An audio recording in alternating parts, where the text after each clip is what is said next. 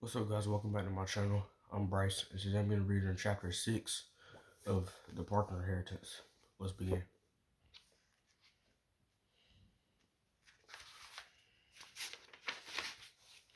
Chapter 6.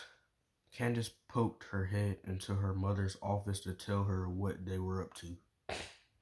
"Be careful up there," her mother said. Any trace of anger toward Candace from before had disappeared. "This house has been boarded up for months. There's no telling what you could find." The entrance to the attic was in the garage. Candace was already sweating by the time she pulled down the ceiling door. Brandon flipped on the light, and they headed up the rickety stairs. The wooden slats groaned beneath them. The attic was even hotter than the garage. There looked to be nothing but junk up there: old Christmas decorations, a sewing machine, and spools of dated cloth. "Yuck," Brandon said, wiping at his face. "I just got some spider web in my mouth." Laughing, Candace walked to the far corner of the room. Then she smiled. "Over here," she said to Brandon. There, against the wall, was a box labeled for Candace. She had slid the box top off by the time Brandon reached her. At first, all they found inside were textbooks, dictionaries, and old encyclopedias. "Not quite the new reading I was hoping for," Brandon said. They continued pulling book after book out of the box, but nothing seemed remotely interesting to Candace. Brandon had stopped the page through a book on Greek mythology. "This isn't that bad," he said. "Can I borrow it?" "Fine by me," Candace said as she removed the last textbook. And that's when she saw the puzzle book. Candace recognized it immediately. It was a thick paperback full of logic games and brain teasers that she solved years ago. She brought the book to her nose. Maybe it was her imagination, but she thought she smelled traces of lavender. She cracked the book open, and an envelope slipped out and floated to the ground. Candace picked up the letter, thinking it was an old piece of mail that had been used as a bookmark long ago. She flipped it over, looking for an address. Instead, she found a small note. It says, "Find the path, solve the puzzle." It was her grandmother's handwriting, swirling loops in the dark blue ink. The words reminded Candace of what her grandmother used to always say: "Just because you don't see the path doesn't mean it's not there." Candace wiped her hands. They were sweaty and shaking. The note felt like a message from beyond the grave. She stole a peek at Brandon. He was still looking at the mythology book. She quickly returned the letter to the puzzle book. "We should head downstairs," she said. "We're going to melt if we stay up here much longer." He nodded. "Sure thing. But what about these other books?" "Don't worry about them," she said, already standing. "I'll come back later and box them up." He shrugged but followed her downstairs. Once they reached the living room, Brandon peeked out the window. "Shoot, they're back." He smiled timidly at her. "Do you mind if I hang out here for a few minutes? I promise I won't bother you." "Sure, no problem," she said, walking toward the kitchen, the puzzle book tight in her hands. I'll be back in a second." She sat down at the table and cracked open the book. Then she read the note on the envelope again. Yep, she was sure of it. It was her grandmother's handwriting. Since the envelope wasn't sealed, Candace decided there was no harm in seeing what was inside. It was only after she unfolded the sheet of paper that she hesitated. The letter was addressed to her grandmother. It seemed intrusive to read it. She almost returned it to the envelope. Almost. But she was a reader. She reminded herself, readers read, and so Candace read the letter. August 10th, 2007. Dear Miss Caldwell, I write to you on behalf of the Washington family. I'm sure you've never met them. How could you?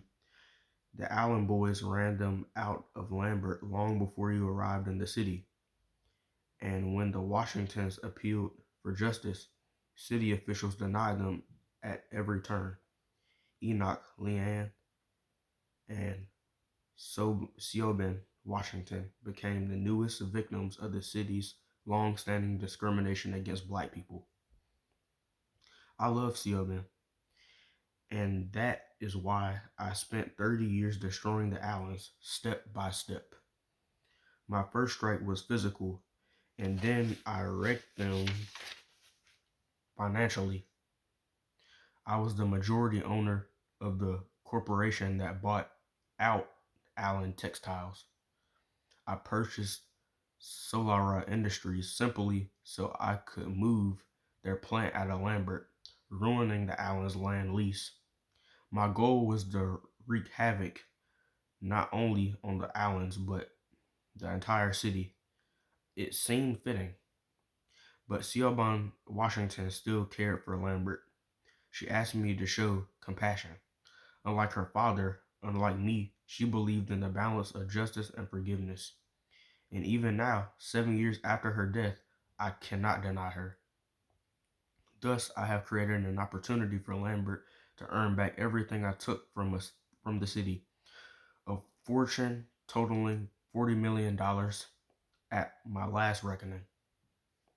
I've created a puzzle mystery that will take you deep into the city's past. The person who finds this inheritance will receive a tenth of the money. The remainder will be allocated to the city. In return, the winner must share what he or she learns through the puzzle with the world. Your first clue. Number 1. Siobhan's father loved tennis, but he grew up idolizing a team in another sport. I wish you had a chance to meet Siobhan and her parents. Siobhan was amazing, but her mother was too.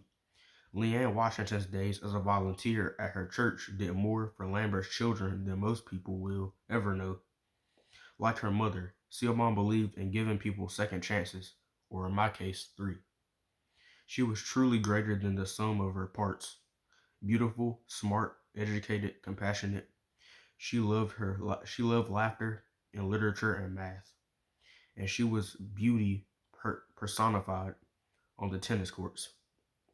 Easily talented enough to thrive on the college and national levels. But because she loved me more, she chose to give it up. She was everything a poor, simple boy like me could hope for. She loved all, black, white, rich, poor. She loved Lambert, despite of what it did to her and her father.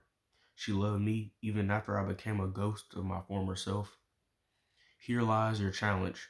Siobhan is the key, the one who will lead you to my fortune. She is the only reason you are getting this opportunity. Do not squander it.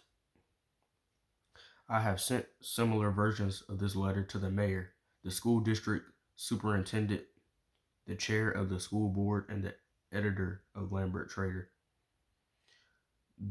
Your predecessors failed to protect the Washington family at great cost. This is your chance to make right what once went to utterly wrong.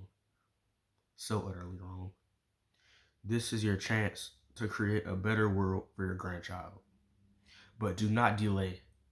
These clues, like Siobhan, will not be of this world forever.